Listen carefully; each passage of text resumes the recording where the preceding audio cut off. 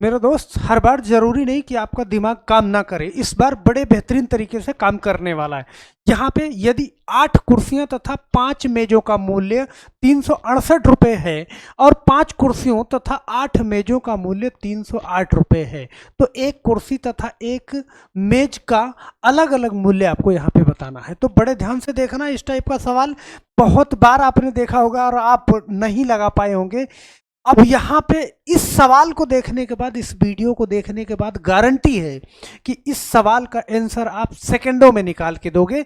लेकिन आपको समझाना है तो हम सेकंड में ही समझा के दे देंगे, तो फिर आप समझ नहीं पाओगे। इसलिए मिनटों में समझोगे और सवाल को सेकंडों में हल निकाल पाओगे। तो यहाँ पे बड़े ध्यान से समझना इस सवाल को कि 8 कुर्सियों तथा 5 मेजों का मूल्य 368 रुपये है। चलो इस बात को मैं लिखता हूं यहाँ पे कि 8 कुर्सियां, सही है, 8 कुर्सियों को हम कैसे लिख दे रहे हैं, 8 कुर्सियों तथा 5 मेजों, इसके साथ में अगर 5 मेज को भी मिला दिया जाए तो उसका मूल्य हो जाता है 368 रुपये। यहाँ पे बड़े ध्यान से समझना, ये एक इक्वेशन बन जाती है हमारी।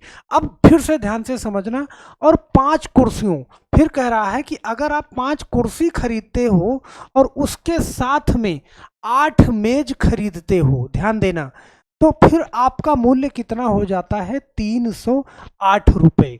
ये इक्वेशन दूसरी बन जाती है। दो चीज आपको बताता है दो बार।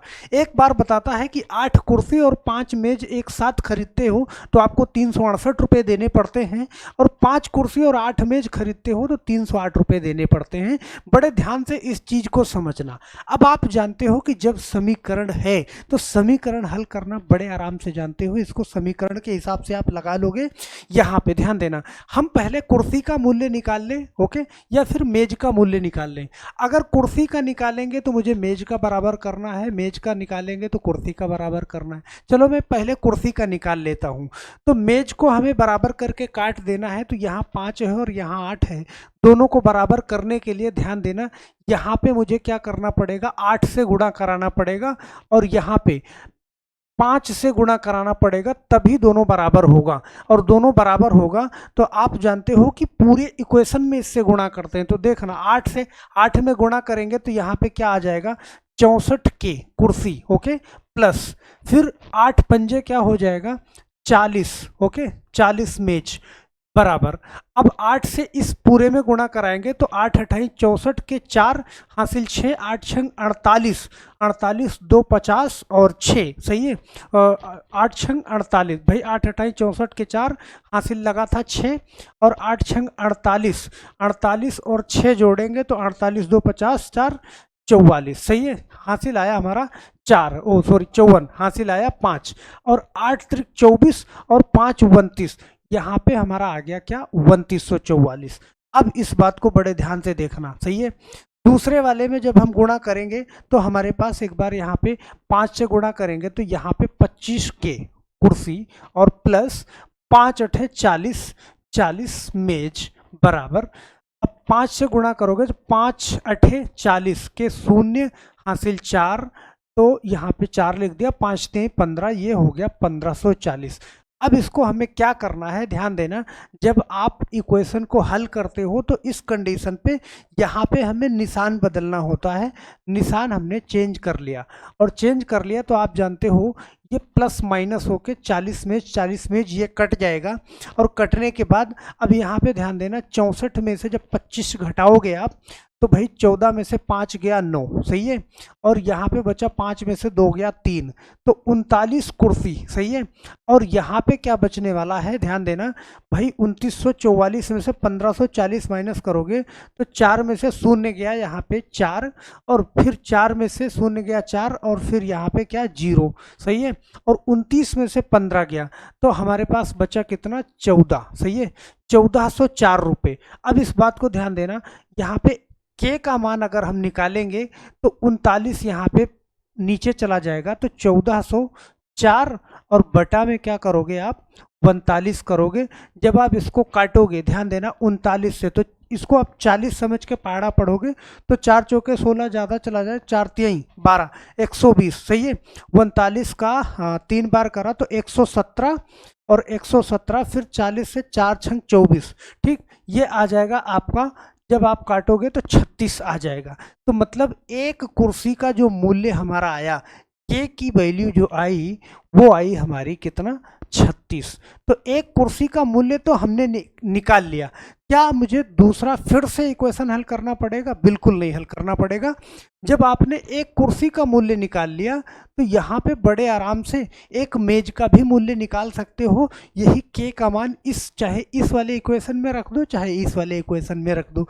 चलो हम कहीं भी रख देते हैं, सही है, पहले में रख दो या दूसरे में रख दो, बात बराबर है। चलो मैं दूसरे में रख लेता हूँ यहाँ पे। तो हमें मालूम है कि 5K ओके और प्लस 8M बराबर में क्या है हमारे पास? हमारे पास है 308 ओके। चलो अब ध्यान देना, के की वैल्यू मुझे 36 रखनी है, तो यहाँ पे 5 इंटू हमने रख दिया 36 और प्लस 8M बराबर क्या है, 308 ओके। अब 5 का 36 में गुणा करेंगे तो 5 छक 30 के शून्य हासिल 3 और 5 3 15 3 18, ये 180 हो गया और प्लस 8M ओके बराबर 308। तो यहाँ पे ये प्लस में है, उधर भेजोगे तो माइनस में हो जाएगा। तो हमारे पास इधर 8M बराबर 308 माइनस 180। तो 8M की वैल्यू क्या निकल के आएगी? यहाँ पे 308 में से 80 घटाएंगे तो 8 में से 0 घटाएंगे तो यहाँ पे मेरे पास 8 बचेगा। 30 में से 18 घटाओगे तो 18 और 2 सही है, 30 में से 18 घटाओगे तो हमारे पास 12 बचेगा। तो M की वैल्यू कितना आई? तो 128/8। आप जानते हो 8 से काटोगे तो 16 बार में कट जाएगा। तो यहाँ पे जो हमारी M की वैल्यू निकल के आई वो निकल के आई कितना, 16 ओके। तो M की वैल्यू 16 और K की वैल्यू 36। तो एक कुर्सी का मूल्य 36 रुपये और एक मेज का मूल्य 16 रुपये। आप यहाँ पे देख सकते हो कि आपका ऑप्शन कौन सा सही है, बी वाला ऑप्शन बिल्कुल सही हो जाएगा। तो हम आशा करते हैं कि इस टाइप का सवाल आप बहुत प्यार से लगा लोगे। एक बार फिर से देख लेते हैं। हमें दिया गया था 8 कुर्सियां तथा 5 मेजों का मूल्य 368। तो 8 कुर्सी और प्लस 5 मेज दोनों एक साथ में खरीदोगे 368 देना पड़ेगा।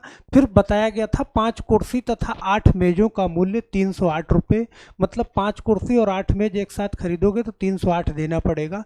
इक्वेशन बना के इसको लगा सकते हो। मेज का हमने बराबर कर दिया, पहले कुर्सी का निकाला तो यहाँ पे ऊपर वाले में 8 से गुणा कराया तभी ये बराबर होगा भाई, 5 8 40 और 8 5 40।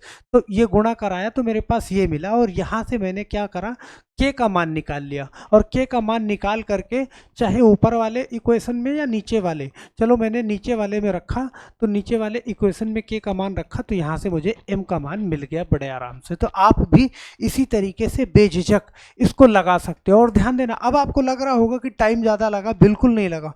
एक बार दो बार इसको लगाओगे स्पीड में लगाने लग जाओगे, क्योंकि मुझे समझाना है एक एक स्टेप, इसलिए टाइम ज़्यादा लगा। अगर आपको ये सवाल समझ में आ गया है तो ध्यान देना, एक सवाल आपके सामने दिख रहा होगा, 8 बाल्टियों और 5 मगों, ध्यान देना 8 बाल्टियों और 5 मगों, चलो 8 बाल्टी है आपके पास और प्लस 5 मग है, मग को हम एम लिख देते हैं, कि कुल लागत कितना है जी, 92 रुपये है, ध्यान देना। और 5 बाल्टियों और 8 मगों, फिर एक बार 5 बाल्टी और फिर प्लस 8 मग, इसकी लागत आपके पास है कितना, 77 रुपये। तो ये सवाल ध्यान देना, इक्वेशन दो इक्वेशन है, इसको सॉल्व करके और एक इक्वेशन में उसका मान रख के 2 मग, सही है, 2 मग और 3 बाल्टियों का लागत मूल्य आपको निकालना है। मतलब एक मग का लागत मूल्य निकालोगे और एक बाल्टी का लागत मूल्य आएगा, तो मग वाले को 2 से गुणा कराओगे, बाल्टी वाले को 3 से गुणा कराओगे, सवाल आराम से लग जाएगा। ये सवाल हम आपके लिए होमवर्क के लिए छोड़ के जा रहे हैं। इस टाइप का एक ही सवाल बनता है, तो ये सवाल आप लगा पाओगे। और ध्यान देना, कमेंट बॉक्स में मुझे इसका कमेंट जरूर करिएगा मेरे भाई, अपना नेम लिखिएगा, ओके, नेम, और उसके बाद आंसर जरूर करिएगा एक बार। और ध्यान देना, हम अपनी वीडियो 8 10 मिनट 12 मिनट से ज़्यादा नहीं होने देते। क्यों? क्योंकि आप कभी भी सही है, कहीं भी बड़े आराम से खेल खेल में उसको देख के डालो। तो ये वीडियो बहुत कुछ सिखा के जाएगा, बहुत इंपॉर्टेंट सवाल है, बिल्कुल आप इसको बड़े ध्यान से इत्मीनान से एक बार समझ में ना आए तो दोबारा फिर आप क्लिक करके जरूर देखिएगा और कमेंट जरूर करिएगा। अगली वीडियो में आपका कमेंट हम बिल्कुल दिखाने वाले हैं। तो बस आज के लिए सिर्फ इतना ही मेरे दोस्त, मिलते हैं हम अगली वीडियो में। तब तक के लिए आप सभी लोगों का बहुत बहुत धन्यवाद। जय हिंद।